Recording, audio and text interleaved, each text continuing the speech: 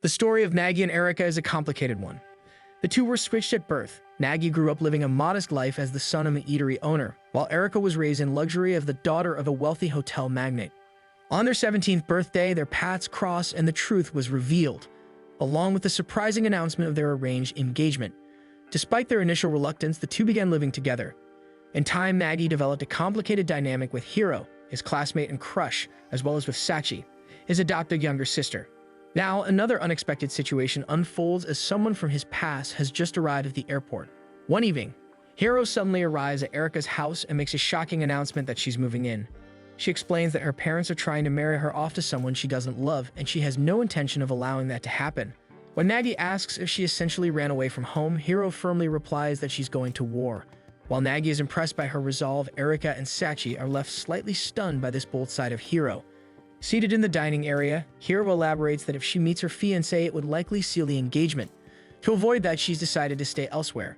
Sachi compares her situation to Nagi and Erika's, noting how the two avoid each other despite being engaged themselves. Nagi supports Hiro's decision, saying that choosing her own happiness is the right move. However, Sachi quickly reminds him that the house actually belongs to Erika, meaning she has the final say on whether Hiro can stay. Hiro quietly tells Sachi that her tutoring services aren't free, hinting that allowing her to stay is part of the exchange. Sachi reluctantly agrees out loud, but mentally signals Erika to refuse the arrangement. Unfortunately for her, Erika doesn't pick up on the hint and happily agrees to let Hiro live with them. With the decision made, Sachi raises a practical concern about their room assignments. The house only has 2 bedrooms. Currently, she and Erika share one room, while Nagi has a room to himself. Naturally, Nagi says it would be inappropriate for him to share a room with Hiro. However, Hiro responds that she doesn't mind. After all, they've already shared a room once before at an inn. Erika adds that Nagi's room has a loft which could work well. Nagi momentarily drifts into a daze at the thought of getting a great view of Hiro every day, before Sachi snaps him back to reality, reminding everyone that all 3 of them are engaged and such arrangements are not proper. Sachi then volunteers to take the loft and keep Nagi out of trouble by locking him in the loft. But Erika offers another solution: she could share a room with Nagi instead, since the original arrangement was for the 2 of them to live together. Things only changed when Sachi moved in. However, Erika quickly reminds him of all the inappropriate incidents that occurred during their cohabitation, most of which, according to Nagi, were actually caused by Erika herself. Trying to come up with a solution, Nagi suggests that the 3 girls should share a room while he keeps his own. He considers it a brilliant plan, but all 3 girls stare at him in silence. Moments later, his genius idea backfires completely as he finds himself in the storage room. Hiro ends up taking his room in the meantime. Still, Nagi tells himself it's fine since it's only temporary. Besides, the thought of Hiro sleeping in his bed is enough to keep his spirits up. He even begins to entertain the idea that Hiro might see him as a romantic option, especially since she's so adamantly against her arranged engagement. But before he can spiral too far into his daydreams, Erika stops by his new room for a visit. Upon entering, Erika opens up about Hiro's sudden move into their home. She believes that living together might expose some of their less appealing sides to one another. Nagi, however, confidently disagrees. Erika then reveals that she used to rebel against her parents too, but in recent years they've allowed her more freedom. In fact, her biological parents are fine with her not marrying Nagi. Still, she wants to make all of her parents happy, and that may mean going through with the engagement. Nagi agrees that staying on good terms with family is important, but argues that neither of them should have to sacrifice their own happiness just to please their parents. The comment hits Erika harder than he expects. She abruptly leaves the room and slams the door behind her. Left alone, Nagi reflects on their conversation and begins to wonder what kind of marriage could truly make everyone happy. Elsewhere in the house, Hiro finishes her bath and takes a good look around, only to realize just how messy everything is. The next morning, Nagi wakes up to the surprising sight of Hiro in an apron, tidying up and preparing breakfast. Nagi tries to stop her, but Hiro insists it's the least she can do since she's freeloading. Nagi waits eagerly in the living room to try her cooking, but is shocked when she pulls out a dried bonito. The noise wakes Sachi and Erika, who immediately scold Nagi upon seeing Hiro doing chores. He pulls them aside for a quick meeting and suggests they divide the housework. However, Sachi and Erika are against it and propose that whoever feels like cleaning should do it. Nagi quickly points out the flaw will be that Hiro will end up doing everything on her own. When Nagi tries to point out the obvious chores around the house, both Sachi and Erika dodge the topic, claiming they've been busy. Frustrated by their excuses, Nagi punches a hole in the wall to show how serious he is about cleaning. He then drafts a chore list for everyone to follow. Nagi checks on Hiro, who's still working on shaving bonito flakes. Before he can offer help, Sachi runs in to report that the washing machine has exploded. Upon checking, Nagi quickly scolds her for overloading it and tells her to stop being lazy. Next, Erika calls him over to point out a thick layer of dust gathered on a nearby table. She scolds him for letting it accumulate, then walks away without any intention of cleaning it herself. Nagi returns to the kitchen to find Hiro still struggling with the bonito flakes despite the fact that it's already lunchtime. By sunset, no one in the house has eaten. Hiro continues trying to perfect the bonito flakes, while everyone else is too hungry to move. Seeing the situation, Nagi decides to take matters into his own hands. He cooks a simple meal he calls the stranger's bowl, a nod to how everyone in the house is essentially unrelated yet living under one roof.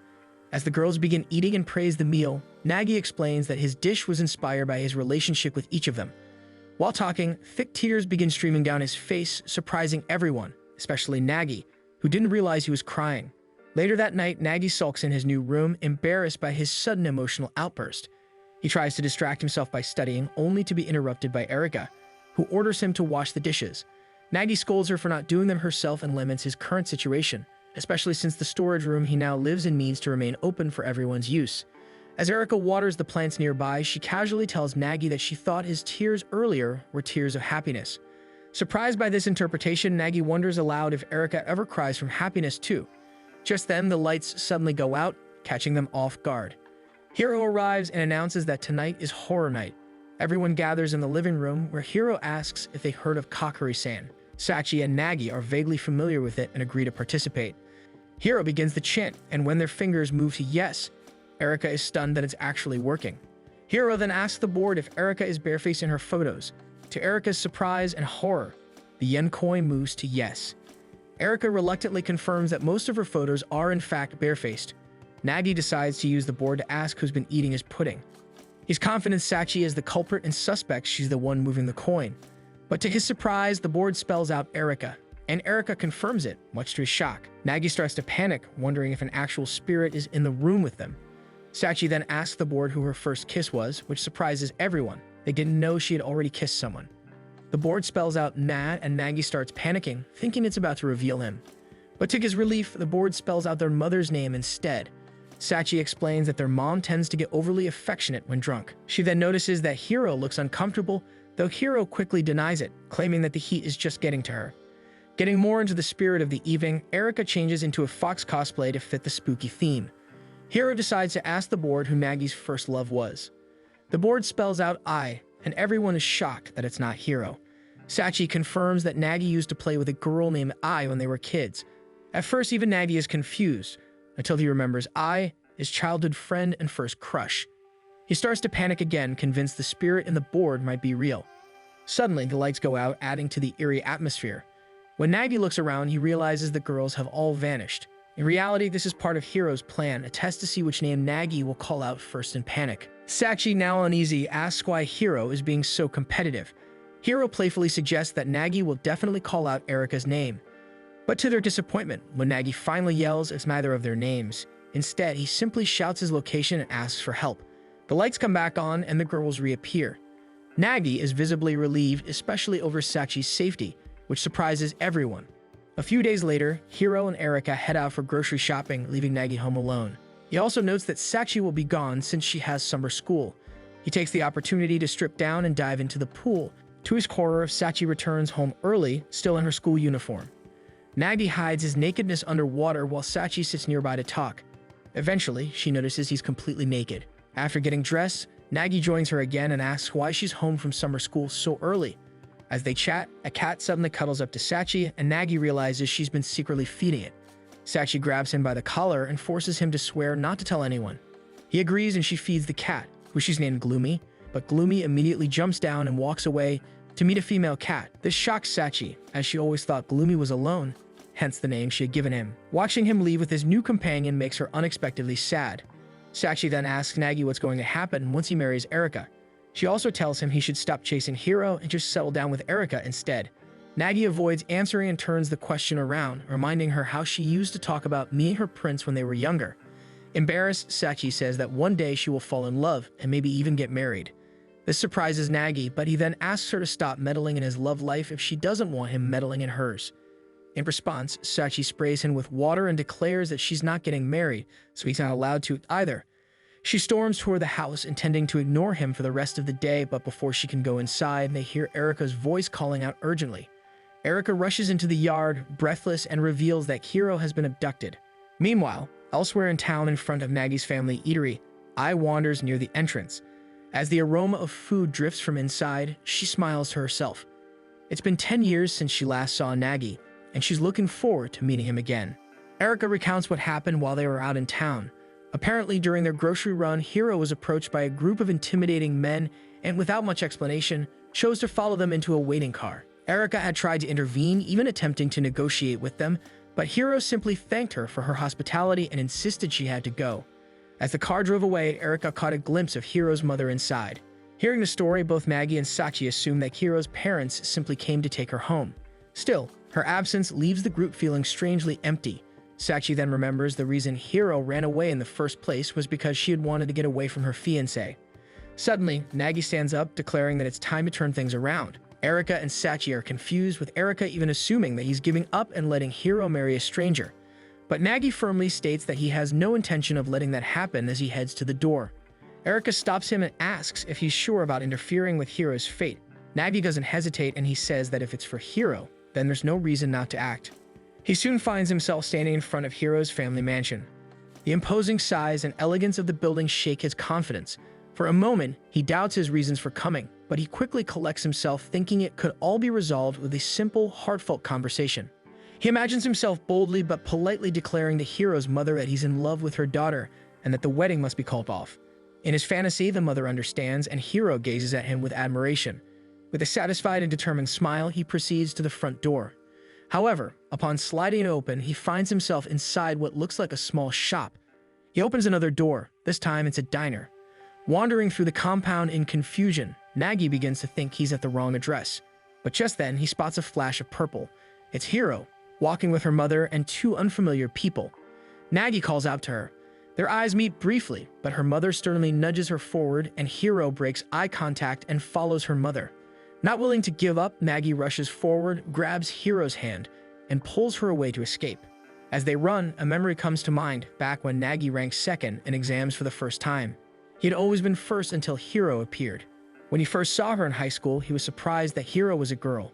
From then on, he silently vowed to beat her in midterms, but once again, she came out on top. Hearing how admired she was by other students, Nagi could only sulk over his unexpected defeat. One evening, Sachi had asked Nagi to play with her, but he refused. He was determined to study. Sachi complained that ever since he entered high school, all he ever did was study. When Nagi ignored her, she insulted him and stormed out of his room. He wasn't bothered. Instead, he poured even more hours into his review materials. During finals, he placed second once again. Upon checking the results, he realized that Hiro had secured first place by correctly answering a trick question. As he observed her more, he noticed that Hiro didn't have many friends. She was quiet, often kept to herself, and in some ways reminded him of himself. He brought this up with Sachi, but she quickly dismissed the comparison. According to her, Hiro was nothing like him, as she was probably someone who didn't even view Nagi as a rival. But her words didn't shake his resolve. Once again, Nagi promised himself that he would be Hiro in the next exam. On the day of the next ranking exams, Nagi felt ready for the exam, but just as he was heading to his classroom, he was hit with a sharp pain in his stomach. In a panic, he rushed to the nurse's office and realized that his stomach pain was probably due to the leftover tonkatsu he had eaten. Lying on the bed, he could only feel dread, knowing he'd miss his chance to rank first if he did not take the exam on the intended day. He couldn't understand why Hiro kept beating him. Then he heard movement from the bed next to his. Peeking through the curtain, he saw Hiro arguing with the nurse, insisting that she had to return to class despite having a high fever. At that moment, it all made sense. Hiro wasn't just smart, she was also relentless. A few days later, Nagi approached her. With a gentle smile, he admitted that he admired her for putting in so much effort to stay on top. He also let it slip that he knew she had taken the last exam while sick. An unusual expression crossed Hiro's face, but it vanished in an instant. With a cold glare, she demanded that Nagi never speak to her again. The next day, Nagi considered apologizing, feeling guilty for making Hiro uncomfortable. He then spots a crowd of students gathered around Hiro, who was sporting a new haircut and walking with a radiance that wasn't there before. At that moment, Nagi realized he was starting to fall for her. Meanwhile, in the present day, Sachi decides to visit home. As she nears the house, someone suddenly calls her name. Thinking it's a ghost, she spins around, only to find Ai standing there, smiling and waiting for her. Elsewhere, Nagi and Hiro wait for the bus, wondering how far they can go before someone catches up to them. Hiro comments on how little money they have between them. Nagi immediately apologizes for not thinking the plan through, but decides he doesn't regret it. When Hiro mentions she's hungry, he offers her a gentle smile. Back at the Umino family diner, Sachi's parents warmly welcome Ai, as it's been years since they last saw her. Noticing her stylish outfit, they comment on how different she looks now. Ai admits that her outfit is actually for work, though she doesn't go into detail about her job. Nami and Yohei bring out a bowl of katsuden, Ai's favorite dish back when she used to visit. When they ask about her parents, Ai shares that her family has since split up. Her father moved to Singapore, her mother to France, and she decided to return to Japan. Relieved it's not because of a divorce, Nami jokingly compares it to a band breaking up. When Ai brings up Nagi, Sachi grows tense, but Nami eagerly starts sharing stories about Nagi's recent misadventures. Meanwhile, Nagi buys a burger meal for him and Hiro. As he picks at the fries, he silently worries about how they're going to afford the rest of their trip. For a brief moment, he even considers asking Erika for help, but quickly brushes that idea aside. Noticing that Nagi isn't eating much, Hiro offers him half of her burger. Nagi hesitates, then realizes this counts as an indirect kiss. Without missing a beat, he devours the burger and dramatically slurps from their shared drink like it's a romantic milestone. Watching him eat, Hiro smiles and admits she had been secretly hoping he'd come rescue her again. Nagi brings up their first meeting and asks if he was the reason she started to change. Hiro smiles back and asks if he's aware of why she needs to stay on top of their grade. She reveals that her real motivation has always been to avoid her arranged marriage. Her family's shrine is rich in tradition, and ever since she was a child, her parents plan to marry her off to someone deemed worthy to inherit it. It's a future she has always hated. So she decided that if she could prove herself by excelling in school, then it might be able to convince her family that she can take over the shrine herself. And then, everything started to change when Nagi showed up. She admits that she always aimed to be number one, not just to lose her fiancé, but also to keep people at a distance. As long as she stayed on top, people wouldn't try to get close to someone already engaged. Hiro explains that if people got too close, it would only hurt more when the time came to say goodbye. If her parents pushed through with the engagement, she didn't want to leave anyone behind. She continues, saying that the reason she pushed herself so hard was to repel people like Nagi. She didn't want him to stay interested, so she tried to outshine everyone in every possible way. Nagi feels a pit form in his stomach at Hiro's reason. He was hoping that she had changed to impress him. Oblivious to his reaction, Hiro continues. Ironically, by striving so hard to keep people out, she had only drawn more people in, and to her surprise, she liked it. She liked having friends, she liked the attention, and most of all, she liked that Nagi kept approaching her. Before the moment can become too heartfelt, Erika suddenly appears and loudly calls them over. Back at the Umino family diner, Nagi's parents finish explaining to Ai how Nagi was switched at birth and is now living with his fiancé. Following Erika, Nagi and Hiro find themselves at the family shrine, standing before Hiro's mother, Asami. Erika introduces Nagi as her fiancé and forces him into a deep bow as they apologize for kidnapping Hiro. Erika rattles off Nagi's bad habits while he shrinks under her words, only for Asami to join in, scolding him for not thinking ahead. She then turns her scolding toward Hiro for bringing a betrothed couple into the inn. Erika defends her, explaining that their engagement is secret to most students, so Hiro didn't know. She also opens up about her own resistance to the arrangement, how it was never her idea, and how she harbored resentment toward her father and her supposed fiancé. She confesses that at first she shut everyone out thinking that was resistance, but later realized she was only running away. Asami listens and finally speaks. She says that Hiro is her only daughter and the next in line to take care of the shrine. Of course, she's strict because she has to be, but she also admits she didn't realize just how unhappy Hiro was. Her tone softens as she says they need to talk more and understand each other better. She then bows to both Erika and Nagi, apologizing for dragging them into their family matters. Afterward, Hiro thanks Erika sincerely. She says Erika's words helped her realize how wrong her approach had been. She gives Erika a tight hug and invites her to go shopping together sometime to make up for the interrupted trip. Watching them hug, Nagi feels awkward, until Hiro also thanks him and invites him along. Nagi tries to brush it off, saying he only made things worse. On the way home, Nagi seems unusually quiet. Erika finally asks what's wrong, and he admits he feels embarrassed. He tried to elope with Hiro, only for Erika, his actual fiancé, to swoop in and fix everything before they could make a terrible mistake. Erika teases him, but her words only make him sulk more. So to cheer him up, she buys him a drink and tells him he actually did okay today. He takes a sip, surprised by the warmth of the soup. Erika downs a cold cola and casually says that soup is labeled as relaxing, which is clearly what he needs. Nagi quietly admits something else. He's come to realize how much he relies on Erika. She grins proudly and declares that it just proves her place in his life is irreplaceable. Watching her smug expression, Nagi can't help but think she's kind of cute. The next day, Ai asks Sachi if she can visit Nagi's new home. She claims it's just to say hi, but Sachi is curious, especially since she remembers how Nagi confessed to Ai back in elementary school. She laughs at the memory, saying it was funny how serious he was for a kid. But Ai responds more seriously. She says she actually wants to talk to Nagi about that. Sachi brings her to Erika's house, surprising both Erika and Nagi. Without wasting time, Ai says she's here to finally give Nagi an answer to the confession he made 7 years ago. Flustered, Nagi tries to brush it off, insisting she doesn't have to bring up something so old. But Ai simply smiles and says that she came back to marry him. The room falls silent. Everyone, including Nagi, stares in stunned disbelief as Ai smiles at him. After Ai's bold declaration, Nagi feels like she's going overboard, as marriage was the last thing on his mind back when he confessed as a child. Ai doesn't linger and simply bids them farewell, explaining that she only came to inform them of her intentions before taking her leave. Everyone is left confused, but Nagi reflects on how little Ai has changed since their childhood. Wanting to respond properly, he decides to follow her. He catches up and thanks her for remembering to reply, but apologizes for having to turn her down. He explains that he's in love with someone else and is already dealing with multiple complicated relationships. To his surprise, Ai smiles and accepts his answer easily. Nagi realizes that Ai's understanding nature is exactly what drew him to her all those years ago. Before he can say anything more, Ai casually announces that she'll be shifting gears and begins walking home. After a few steps, she turns around and asks Nagi to walk her home. Nagi senses that she might want them to go back to being childhood friends, so he agrees. Ai ends up walking ahead, too shy to walk beside him, leaving Nagi confused. As they continue, Ai suddenly requests that they stare into each other's eyes, but she's the first to break eye contact, flustered by her racing heartbeat, which only adds to Nagi's confusion. Before they part ways, Ai makes one final request to visit the old snack shop they used to frequent.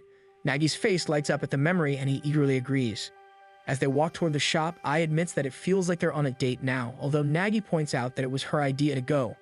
When they arrive, however, they find a regular convenience store where the old shop used to stand. Instead of being disappointed, Ai starts reminiscing about a Super Bowl toy she had desperately wanted as a child. She used to visit the shop every day, spending all her allowance trying to win it. She swore to return once she had enough money, determined to take it home. Unfortunately, by the time she came back, the toy had already been claimed. She remembers sitting outside the store crying from frustration. Nagi, not knowing what to do at the time, had panicked and desperately tried to calm her down. Nagi smiles fondly at the memory, but Ai explains that her story had a deeper meaning. Standing tall and looking at him, she declares that she's no longer the same girl from their childhood and will now win Nagi's heart. Realizing what she meant by changing gears, Nagi begins to grow nervous. Later, he returns to the family diner, where Yohei serves him a bowl of tonkatsu. Nagi doesn't touch the food, prompting Yohei to ask about his meeting with Ai. Without much hesitation, Nagi admits that Ai wants to marry him. Yohei reacts instantly. He snatches away the bowl and flips the table, then punches Nagi, knocking him to the floor.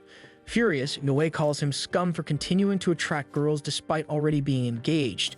Nagi tries to explain, but Yohei challenges him to a fight instead. He easily blocks Nagi's punch, mocking him for spending all of his time studying instead of building strength.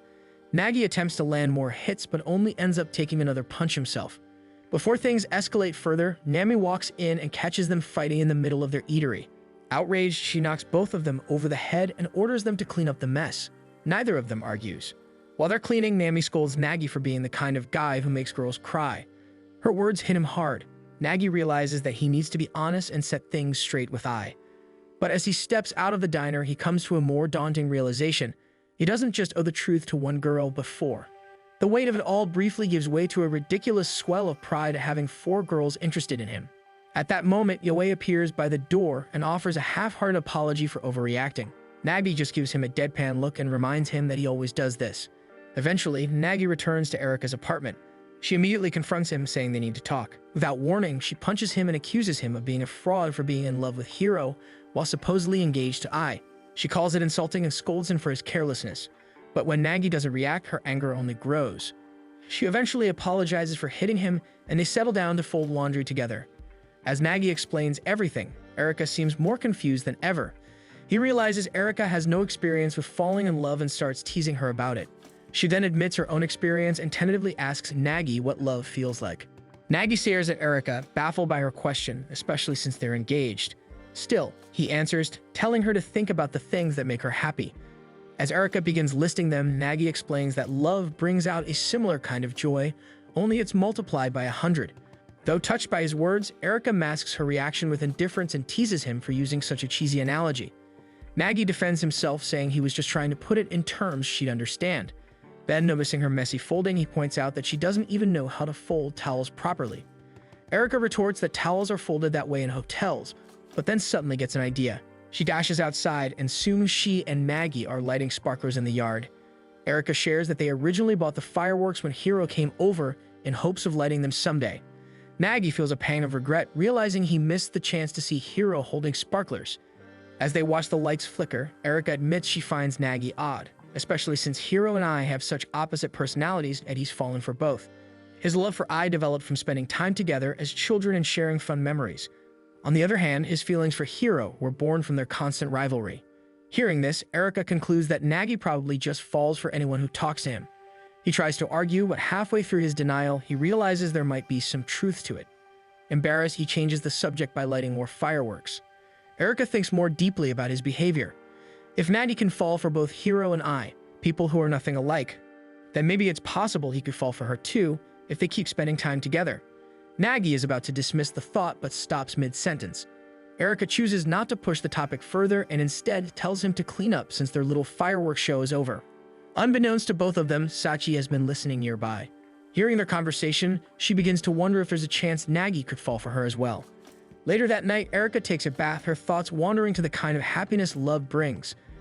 She imagines what it would be like to see her older brother again, but instead of her brother's face, Nagi's image appears in her mind, leaving her startled. She realizes that she genuinely enjoys talking to Nagi and starts to wonder if that feeling could be what love is. The next day, while munching on snacks, Erika tries to convince herself that her feelings aren't romantic. At that moment, Sachi walks in and asks if she can borrow some of Erika's clothes. Sachi excuses herself and moves to leave the house. Nagi and Erika, curious about where she's going, ask her directly. Without hesitation, she tells them she's heading out on a date. At first, they show no reaction, but the moment she steps out the door, it finally sinks in that Sachi is meeting up with a guy. Out in town, Sachi meets her male classmate, and the two greet each other with visible excitement. Meanwhile, Nagi and Erika are spying on them from a distance, both insisting they're only doing this out of concern since they are her older siblings. Sachi briefly hears something and turns around, but not seeing anything suspicious, she decides to continue with the date. Behind a corner, Nagi and Erika are squished together, trying to stay hidden. Erika grows flustered by their close proximity and tries to complain, but Nagi quickly scolds her, warning that Sachi might hear them. Erika can't help but recall Nagi's earlier explanation about love, and a warm, fluttering feeling begins to rise in her chest just from being near him. Thinking quickly, Erika drags Nagi into a nearby shop, where they re-emerge dressed in bright, flashy outfits. Nagi questions whether this will actually help since the clothes seem more likely to attract attention than deflect it. Erika argues that the disguise works well enough and Sachi probably won't recognize them, and at least now they won't need to squeeze into tight hiding spots. As long as they blend in with the crowd, they'll be fine. They continue tailing Sachi. Her classmate buys her a popular drink, which she happily accepts. Nagi, however, doesn't seem pleased. Erika watches him amused and jokes that maybe the boy is Sachi's type. She then teasingly suggests that Nagi might be a little too attached to his sister. Eventually, the sun sets, and the two stop at a quiet park. The atmosphere turns soft and romantic, and Erika assumes something might happen between them. But Nagi comments that it actually looks more like a rejection. Sure enough, the classmate simply bids Sachi farewell and walks off. Erika is surprised by how anticlimactic it is. Then suddenly, Sachi turns in their direction, her eyes narrowing. She calls them out immediately. Erika and Nagi scramble to come up with excuses, but Sachi flatly tells them that she had noticed them tailing her all day. Nagi gets defensive, saying he was only worried since middle schoolers aren't supposed to be wandering around at night. He adds that Sachi shouldn't even be thinking about dating with entrance exams coming up. Sachi chimes in, explaining that the whole point of the date was because the boy is at the top of their class and could help her study. Unconvinced, Nagi walks up to her and scolds her for not taking her situation seriously. Sachi gives him a teasing look and asks if he's jealous. Nagi quickly denies it, reminding her that she's his sister. Without another word, Sachi turns and announces she's heading home. Left behind at the park, Nagi starts to question whether the situation is bothering him more than he originally thought. Lost in thought on the way home, he crosses the street without noticing the red light. A bike screeches to a stop just in time, but the sudden encounter still knocks Nagi off his feet. The writer gets ready to scold him but stops upon realizing it's Hiro. They decide to catch up at a karaoke place. After Hiro finishes her song, Nagi claps in amazement. They talk, and Hiro shares that she agreed to meet her fiancé, though the meeting has been postponed. She says she wants to at least give it a try, hoping the man turns out to be decent. She then asks Nagi what he's been up to lately. Nagi tells her about Sachi's so-called boyfriend. Hiro says it sounds like Sachi might be testing him, and his uncertainty about his feelings only proves that it's affecting him more than he admits. Normally, people would be happy for their siblings. Then Hiro asks if he finds Sachi attractive and hands him the microphone. Nagi hesitates, but instead of answering, he suddenly announces that he has to go home to prepare dinner and leaves. As he walks off, Hiro watches him fondly, quietly admitting to herself that she finds him cute. When Nagi gets home, he's ready to head to bed, but overhears Sachi and Erika chatting in their room. He barges in and scolds Sachi for moving too fast with her boyfriend. Erika explains they were only talking about how close Sachi had gotten to her dogs. Satisfied with Nagi's reaction, Sachi reveals she had lied. She actually turned the boy down. Embarrassed, Nagi returns to his room, forgetting to prepare dinner. Meanwhile, Sachi is giddy, realizing just how much Nagi cares for her.